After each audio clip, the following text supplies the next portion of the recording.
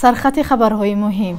هشداری هواشناسان از خاکباریش در تاجیکستان، محدودیت نو برای منصبداران در روسیه و نظرسنجی. خوب یا بدی اتحاد شوروی چی بود؟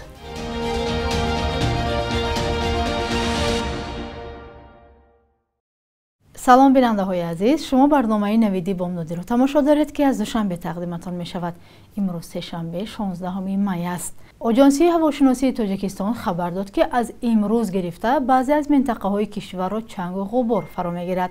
خاکباریش به قلمرو کشور از جنوب و جنوب و غرب وارد تاجیکستان می شود و تا فردا باقی می ماند.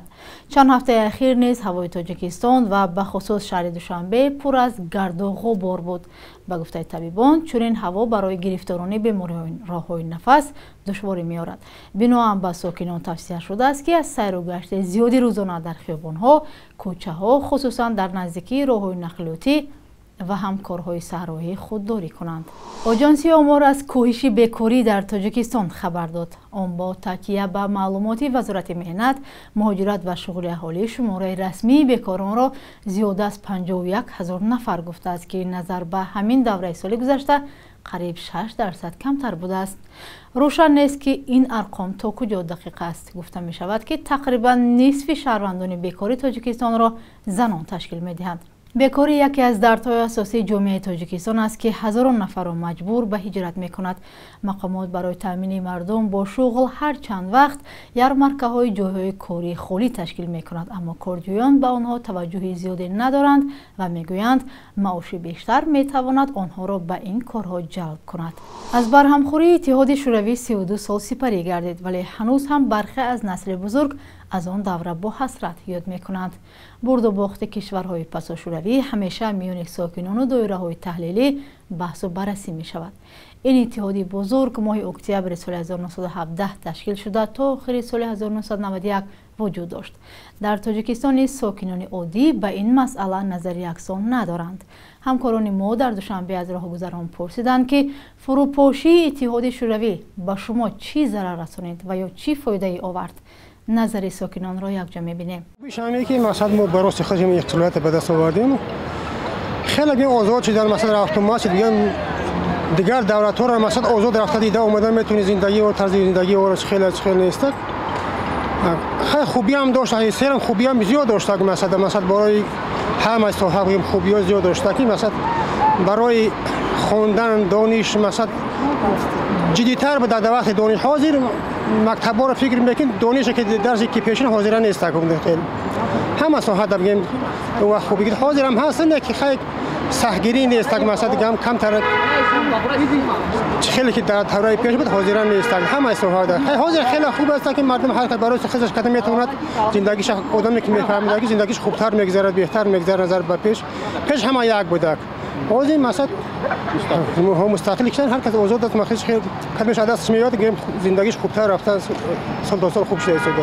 فایده دیمی را ببین و هر این امارات که راحت میکنی این را ببین ما میگم فایده دیدیم ما میگم اینا آبادانی را ببین زیبایی را ببین پاریس را خوش شده دیگه ایده خوب میشه حق نمیدونم شد که پراکنده نمیشد چون که خیر دروغ بود راست بود که رفرندوم گذراندن رفرندوم آواز دادن زیاده از 67% طرفدار بودن لیکن ما آموخ شده بودیم به همون دور. حاضرم میخواهیم که همون کمونیسم بوده است و کمونیسم گذشته است ما بیخبر موندیم. چقدر بعدی وقت کشف و کشفیات شد همین ضرورت بود برای همین خوب میشد که همون دولت باقی میموند. من حاضر یک از نشانه‌های من اسنگ هست که همین اسنگ نباشد ما چقدر عذاب میکشیم. تصور کنید که قریب 1.5 میلیون فرزندان ما در روسیه کار کرده استودن. حاضر اگر روسیه سرحدش محکم که دولت مستقل باشه ما چیکار میکنیم؟ حاضر خوب بخیالم حاضر چیزی که میخوای میکنیم همش در دست خودت. هر یک آدم به خودش موافق میبرد خلاصه. برای همین من به جای دیگران هیچی گفتن نمیتونم نه که وطن بر وطن ما همینجا باشد هم وطن ما بیکنار بود یک وقتا برای همون من فکر میکنم که بیهوده ویران کرده. بیننده های عزیز، شما هم زیر این برنامه نظرهای خود را برایمان نویسید. در روسیه استعفای منصبداران بلندپایه را در زمان جنگ منع کردند. نشریه روسی وژن نووستی با تکیه به 4 منبعش نوشت هر کسی به ضد قرار برآید به جوابگری جنایی کشیده خواهد شد. یک مأمور سابق خدمات فدرالی امنیت یا FSB روسیه به نشریه گفته است کمش 2 گوبرناتور یا والی خواستند از مقام کنار بروند، اما نه تنها درخواستشان رد شد بلکه درباره پرونده جنایی تهدید گرفتند. منصبداران دستگاه اجرایی پرزیدنت روسیه تصدیق کردند که عریضه استعفا در این نهاد همچون خیانت ارزیابی می شود. سیستم طرح نستش ورمیا و رادیو آزادی پیشتر معین کرده بود که بعد از حمله روسیه به اوکراین از سفر بسیاری از کارمندان وزارت و اداره های دولتی را به خارج محدود کردند. از بعضی آنها طلب شده است که شناسنامه های خارجی خود را بسپارند. جیمی فلای استعفایش را از مقام پرزیدنت رادیو اروپای آزاد رادیو آزادی اعلام کرد. روز 3 ایون امسال کارش را در این رسانه به پایان خواهد رسانید. کوچیدن از چیخیه به ایالات متحده و سنجش امکانیت‌ها در بخش خصوصی از سبب‌های استعفای او گفته شده است. جفری گیدمین رئیس پیشین رادیو اروپای آزاد رادیو آزادی به حیث مدیر موقت خدمت خواهد کرد. جیمی فلای بار اول در ماه ایون سال 2019 پرزیدنت رادیو اروپای آزاد رادیو آزادی شد و تا ماه ایون سال 2020 در این مقام کار کرد. سفر نخستین او در این مقام به تاجیکستان و بازدید از دفتر رادیوی آزادی در دوشنبه بود. دیرتر ماه نوامبر سال 2019 در دیداری با امام علی رحمان پرزیدنت تاجیکستان از حق خبرنگاران و مردم تاجیکستان به معلومات آزاد پشتیبانی کرده بود. بخش یک روز تاریخ را در تهیه خیرمان بخازاده همراه می‌بینیم که از مهمترین تحولات تاریخی برای امروز خبر می‌دهد.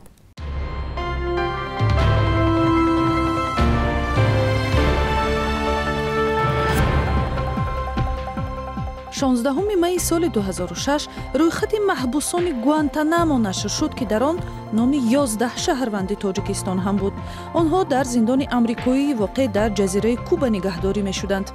شهروندان 27 تا 43 ساله تاجیکستان در قطار بیش از 700 نفر دیگر در سالهای اول 2000 با گمان عضویت در صف گروه‌های جنگی شورشی و القاعده در افغانستان و پاکستان بازداشت شدند. برخی گمانبران بعداً به زندان‌های کشورهای دیگر از جمله تاجیکستان انتقال یافته، دیگرها آزاد شدند. 16 می سال 2017 در تاجیکستان در نزد دانشگاه‌های عالی کشور شوراهای دیسرتاسیونی تأسیس شدند که با تقدیم عنوان‌های علمی مشغول می‌شوند. این تصمیم بعد آن قبول شد که حالت‌های اثردزدی و از خودکنی کارهای علمی دانشمندان روس از جانب عنوانجویان تاجیکستانی در پایگاه مستقل دیسرنت رسانه‌ای شد. این زمانی بود که برای عنوانجویان تاجیک محض روسیه محلی با اعتبار دریافت عنوان‌های علمی گردیده بود. ماه می سال 1903 شاهنظر صاحبوف در بخارا تولد شده است که در 70 سال عمرش برای حفظ و معرفی و رشد موسیقی کلاسیکی تاجیک زحمت زیاد کشیده است. بعد جنگ دوم جهان او همراه با فضل‌الدین شهابوف، با باقر فیض‌الله‌اف، مختار اشرفی و دیگرها در تأسیس انسامبل‌های شش مقام و سازهای ملی کار کرده است. یکی از مهمترین کارهای صاحبوف و همتایانش در آن سالها به نوت و روی کاغذ آوردن ده‌ها نوای شش مقام بود که برای آموزش آن و تعلیمش در مکتب و دانشگاه‌های موسیقی مساعدت کرده است. بانک ملی ارزش اسعار خارجی را برای امروز چنین تعیین کرده است: $100 آمریکایی برابر به 1091 سومانی، 100 یورو به 1188 سومانی و قرب روبل نسبت دیروز 3 سومانی پایین رفته 1000 روبل به 137 سومانی برابر شده است. در بانک‌های تجارتی قرب اسعار فرق می‌کند.